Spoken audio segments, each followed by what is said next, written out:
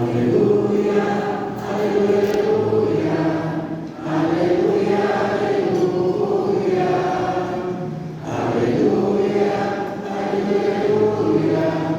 aleluia, aleluia.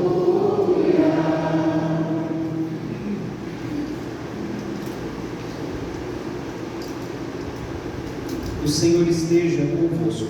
Ele está no meio de nós. Proclamação do Evangelho de Jesus Cristo, segundo Lucas. Glória a vós, Senhor.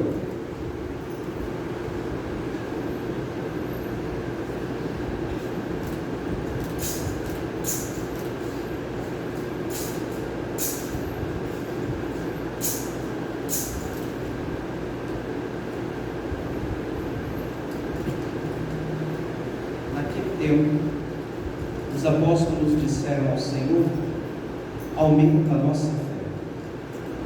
O Senhor respondeu: se vós tivesseis fé, mesmo pequena como um grão de mostarda, poderíeis dizer a esta amoreira: arranca-te daqui e planta-te no mar, e ela vos obedeceria.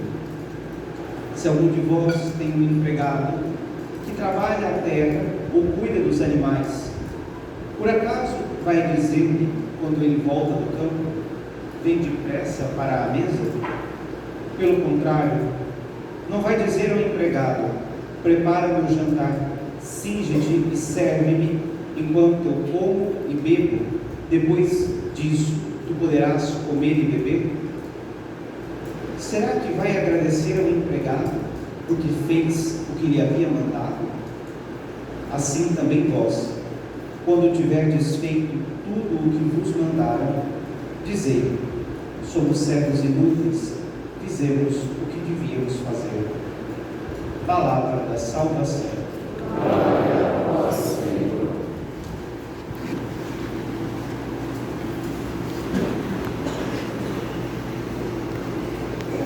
Aumentar um pouquinho o volume também, por favor. A mesa está com problema, tá? Então, pediria o silêncio de vocês, porque o microfone está pegando.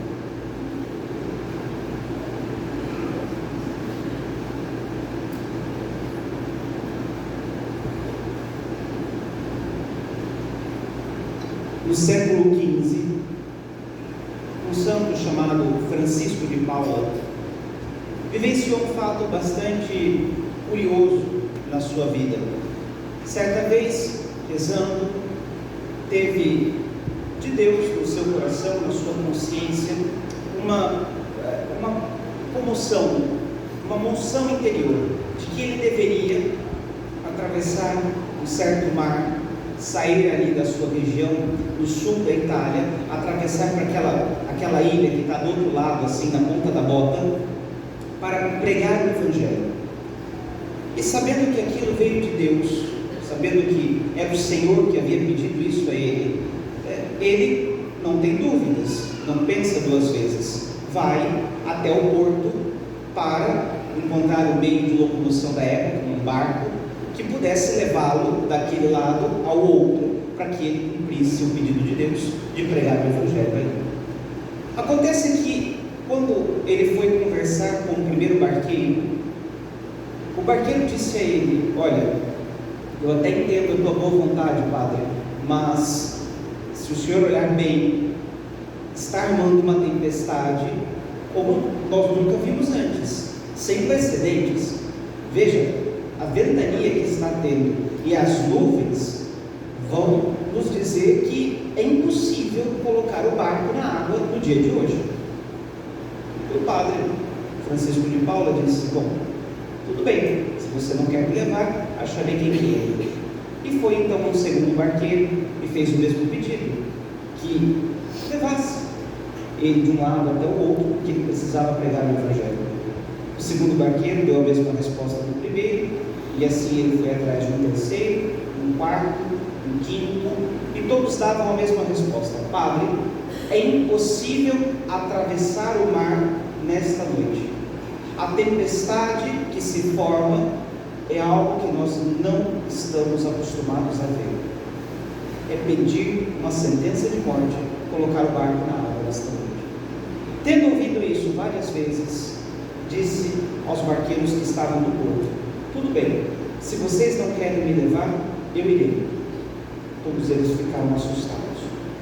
Disseram ao padre: veja, não há ninguém que possa levá-lo. Nós entendemos a tua boa vontade, o senhor querer ir, mas não tem quem leve. Como o senhor vai? Eu irei. E assim, ele colocou o seu pé sobre a água e começou a caminhar. A tempestade veio, enquanto ele caminhava sobre as águas, atravessando o mar. A tempestade passou, ele ainda caminhava e chegou do outro lado e pregou o Evangelho. Que fé, não é? Saber que Deus havia pedido a ele que deveria pregar o Evangelho do outro lado do mar. Saber que aquilo veio de Deus deu a ele uma confiança, uma coragem, uma fé, que foi capaz de fazer com que ele pisasse sobre as águas e caminhasse sobre elas. Esse fato é bastante conhecido, assim, até coisa cultural. Um grande compositor escreveu uma música a respeito disso, Liszt escreveu uma música narrando esse fato. São Francisco de Paula caminhando sobre as águas. Isso é fé. A fé é capaz de fazer uma coisa dessas. E quantas vezes não vêm as pessoas até nós sacerdotes questionar: padre, por que é que nós não vemos mais coisas como essas? Por que nós não vemos um São Francisco de Paula caminhando sobre as águas? Por que é que nós não somos capazes de ter nos nossos dias pessoas que fazem coisas milagrosas, extraordinárias, como as que nós ouvimos do Padre Pio, que voava entre os aviões? Por que nós não somos capazes de ver curas prodigiosas, coisas assim assustadoras, como por exemplo as que São João Bosco realizava quando as pessoas iam pedir orações para ele? Atos de confiança heróica, dando garantia, como por exemplo São João Bosco deu às crianças do oratório durante uma pandemia de febre tifoide, dizendo a eles: vocês não pegarão tifo. Ninguém aqui, nenhuma dessas crianças, enquanto a Itália toda morria, ele diz, garantiu: ninguém aqui vai pegar esta doença se permanecer em estado de graça, comungar e for devoto de Nossa Senhora. E assim aconteceu. Por que é que nós não vemos isso? A conclusão lógica que as pessoas mesmo trazem para nós padre, é porque nos falta fé. Nós não temos a fé que essas pessoas têm. Eu diria que essa resposta é um pouco imprecisa, porque o problema não é a falta de fé. Eu acho que algumas pessoas têm até mais fé do que estes santos aqui que eu estou citando. Poderia citar quantos outros, mas precisa acabar uma hora, não? Eu acho que tem pessoas que têm até mais fé do que estes homens. O problema está em que a fé destas pessoas não está depositada no lugar correto. As pessoas têm fé, mas elas creem, fé, isso é acreditar, elas creem nas coisas erradas. E eu não estou falando aqui de outras religiões, mas de tornar coisas em ídolos. As pessoas creem no poder do dinheiro. Tem gente que acredita que o dinheiro é capaz de tudo, que o dinheiro é capaz de comprar todas as coisas. Isso é fé. Desculpem se vocês aqui têm fé nisso, mas é uma fé que será frustrada, porque eu conheço gente que tem muito dinheiro, e algumas já choraram para mim: padre, o dinheiro não foi capaz de comprar a saúde de fulano de tal de volta. Mas tem gente que tem a fé nisso. Tem gente que tem fé no poder. Porque se eu for poderoso, porque se eu tiver estes cargos, porque se eu for conhecido, porque se eu isso, aquilo e aquilo outro, nada pode me deter. Bom, parece que alguns aí que estão nos poderes pensam dessa forma. Será? É uma fé que vai ser frustrada. Ninguém é o Todo-Poderoso, senão Deus. O problema não está que está faltando fé. Nós somos um povo de fé. O problema está onde esta fé está sendo depositada. E a prova disso é que quando o ídolo quebra, o dinheiro, o poder, os prazeres, porque muitas pessoas têm fé nos prazeres, né?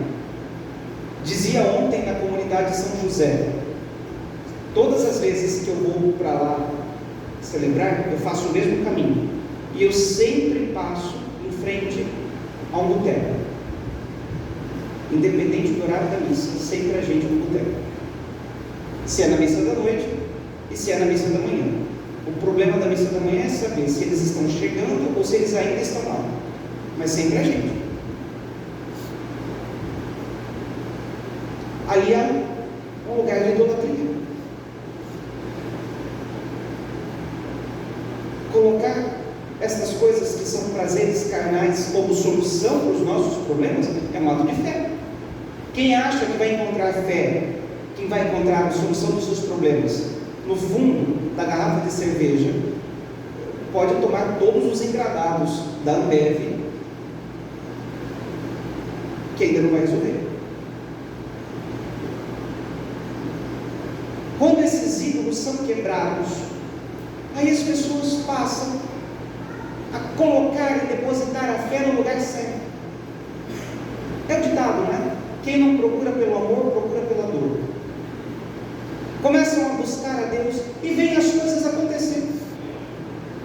Quantas e quantas pessoas já não chegaram no meu escritório, no confessionário, chorando porque estão desempregadas, porque não conseguem emprego, porque estão com dívidas, precisam colocar comida dentro de casa. E eu digo, faça a novena do trabalho. Padre, eu achei que o senhor ia me oferecer um emprego. O senhor me vem com um livrinho, dando novena do trabalho, mais 9 dias ainda. Reze, tenha fé e confiança. E quantas não são as que voltam dizendo assim: Padre, obrigado, não consegui emprego. Um sacerdote aqui do Brasil foi uma vez aos Estados Unidos visitar uma igreja bastante grande, bastante conhecida, o santuário de Nossa Senhora do Remédio, Nossa Senhora do Bom Remédio, que foi construído por uma freira chamada Madre Angélica. A Madre Angélica era uma pessoa bastante famosa, bastante conhecida nos Estados Unidos, porque ela não só construiu igrejas, fundou congregação, mas ela criou um canal de televisão. É como se fosse o Padre Jonas Abib aqui para a gente, né?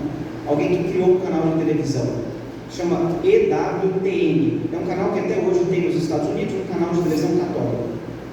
E esse sacerdote queria construir uma igreja, mas uma super igreja, uma igreja grandiosa, assim, para 10 mil pessoas, um negócio grande mesmo.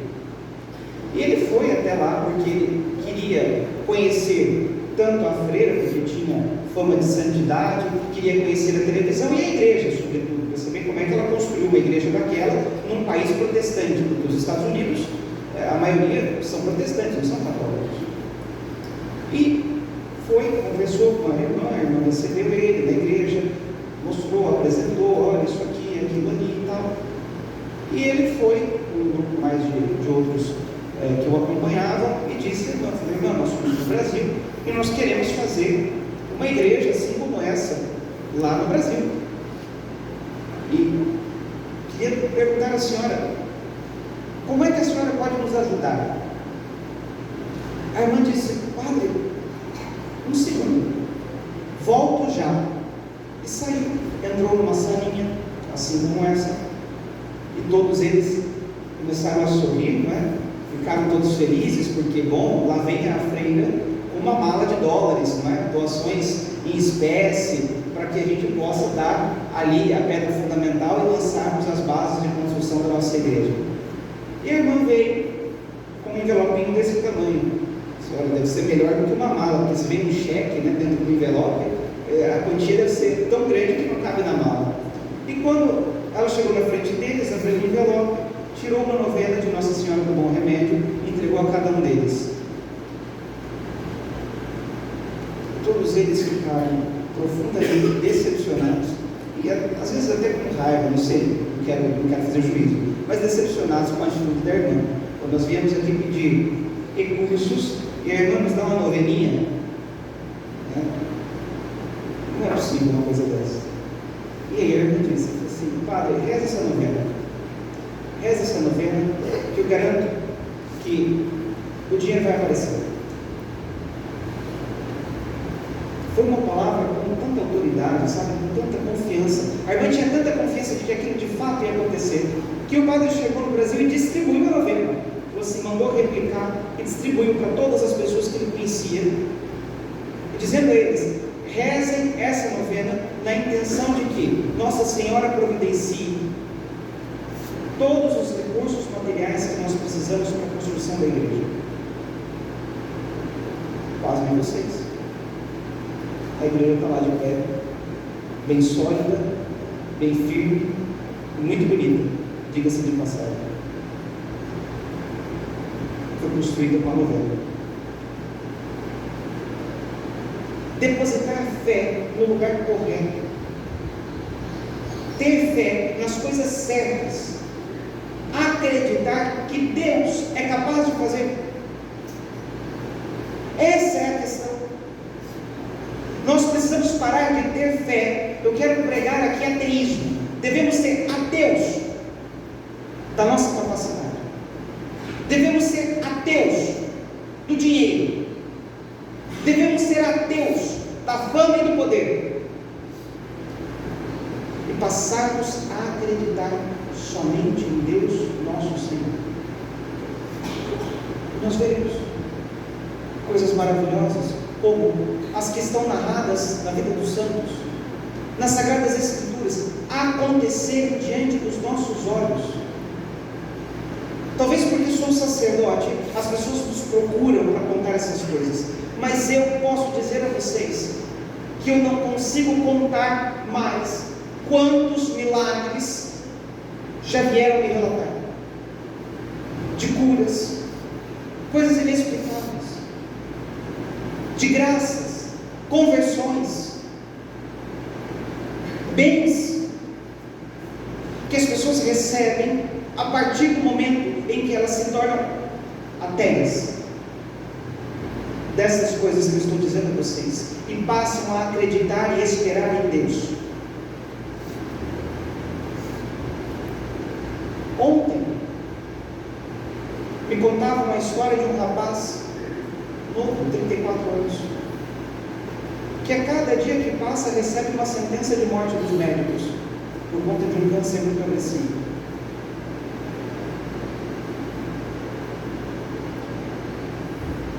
Casado, 2 filhos pequenos, um bebezinho recém-nascido inclusive. E todos os dias os médicos desenganam a família. Olha, não tem como fazer mais nada. Só que isso já tem algumas semanas. E todos os dias o rapaz ou acorda melhor, ou pelo menos não piora, porque há tanta gente rezando por ele, há tanta gente pedindo a Deus graças pela cura, pela saúde dele, e as coisas estão acontecendo. E a pessoa me mostrava um áudio dizendo assim: padre, aqui ó, a situação é bem grave, pressão de 30 dentro do disseram: olha, se ele acordar amanhã, ele vai acordar ou paraplégico ou então demente. Aqui, mostraram para mim o áudio aqui, está fazendo piada.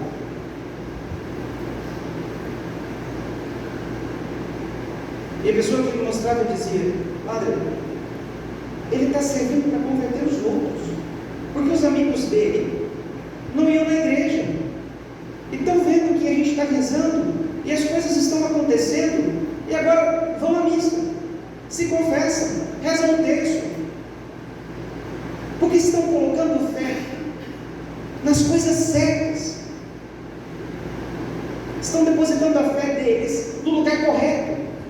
E eu garanto a vocês, mas não são as minhas palavras que têm um valor fiduciário, que dão a confiança disso que eu estou dizendo, são as palavras do Evangelho. Senhor, aumenta a nossa fé. O Senhor respondeu: se vós tivesseis fé, mesmo pequena como um grão de mostarda, poderias dizer a esta moreira: arranca-te daqui e planta-te no mar, e ela vos obedeceria. Quem dá garantia disso que eu estou dizendo é o próprio Senhor. Se vocês tiverem fé, estas coisas acontecerão. Mas a fé tem que ser depositada no lugar correto. Termino contando mais uma história. O venerável Fulton Sheen, também americano, um bispo bastante conhecido, bastante famoso, programa de televisão, muito bom inclusive, contou uma vez, numa das suas pregações, a história de um pai que tinha o costume, imagino que muitos aqui façam isso também, todas as vezes que buscava o filho na aula de catecismo, perguntava a ele, né? O que é que foi que você aprendeu hoje? Passava por isso também. Minha mãe buscava no colégio e perguntava, quando eu era criança: como foi a aula hoje? O que é que você aprendeu? Dizia ali, né? E ele perguntava ao filho: como foi a aula hoje? O que é que você aprendeu? E o filho disse a ele: pai, hoje o catequista contou uma história fantástica, fabulosa, um negócio assim impressionante. É mesmo? E qual foi essa história? Ele nos contou a história de Moisés e os israelitas fugindo do faraó e atravessando o Mar Vermelho. Vocês conhecem esse fato bíblico, não é? E o pai, curioso, né, querendo saber se o filho tinha realmente prestado atenção, perguntou a ele. O fato é bastante conhecido, é óbvio que o pai sabia, mas perguntou: e como é que foi? A criança começou: pai, Moisés reuniu o povo de Israel que estava escravo no Egito e disse a eles: pessoal, é o seguinte, essa madrugada nós vamos nos libertar da escravidão que estamos sofrendo aqui no Egito. Então vocês arrumem as coisas todas de vocês, que de madrugada nós vamos dar no pé. E foi isso que eles fizeram, pai. De madrugada, Moisés pegou os israelitas e deram marcha e foram rumo ao deserto. Só que o faraó percebeu que Moisés tinha saído com o povo de Israel, e assim a mão de obra escrava no Egito ficava comprometida, porque todos os israelitas fugiram. Então o faraó organizou o seu exército, pegou um cavalo, foi à frente do exército e começou a perseguir Moisés e os israelitas. E quando Moisés se deu conta de que estava sendo perseguido pelo faraó com o seu exército, junto com o povo de Israel, eles começaram a acelerar o passo e foram andando mais rápido, e foi assim quase como que um pega-pega, pai. Faraó e o exército tentando pegar Moisés e os israelitas. E Moisés era rápido, porque ele e os israelitas não precisavam carregar as armas, carregaram só as provisões, aquilo que Deus havia pedido que eles tinham que carregar. Só que o Moisés pegou um caminho errado e ele se deu na beira da água, no Mar Vermelho. E aí o momento foi difícil, pai, porque atrás vinha Faraó com o seu exército, e à frente água para para mais de metro. Moisés só tinha uma única solução. Ele pegou o telefone dele e ligou para a Marinha Americana, pediu socorro. E então vieram aqueles navios da Marinha Americana e construíram uma passarela sobre as águas. Um negócio impressionante, pai. Uma passarela que vinha de uma ponta a outra do mar, e Moisés, juntamente com todo o povo de Israel, atravessou por cima daquela passarela e chegou ao outro lado. Então o faraó, vendo que Moisés tinha tomado aquele caminho, pegou o seu exército todo, o seu cavalo, subiu na passarela. E então, quando Moisés já estava em terra seca, e o faraó ainda atravessando no meio da passarela, vieram os caças da Força Aérea, jogaram milhares de bombas, destruíram todas as passarelas e afundaram o faraó e o seu exército nas águas. O pai estava com a boca lá no joelho, impressionado com a história, perguntou ao filho: mas meu filho, foi isso que o teu catequista te disse? E a criança disse: pai, não foi isso que ele disse, mas se eu te contar o que ele me disse, o senhor não vai acreditar. Eu acredito que Deus é capaz de separar as águas para que o povo de Israel passe a pé enxuto no meio do mar. Eu acredito que Deus é capaz de fazer uma sarça pegar fogo sem se consumir no meio do deserto seco. Eu acredito que Deus é capaz de fazer água em vinho. Eu acredito que Deus é capaz de dizer a Pedro: Simão, põe o pé sobre as águas e anda. E Pedro anda sobre as águas. Eu acredito que Deus é capaz de ressuscitar os mortos e nos dar a vitória e a glória através da cruz. Eu acredito que Deus está aqui na Eucaristia e estará sobre o altar daquela. Se nós tivermos fé, veremos coisas maravilhosas e não precisaremos contar histórias e inventar coisas para explicar e justificar os relatos maravilhosos que nós ouvimos na história da salvação. Louvado seja nosso Senhor Jesus Cristo.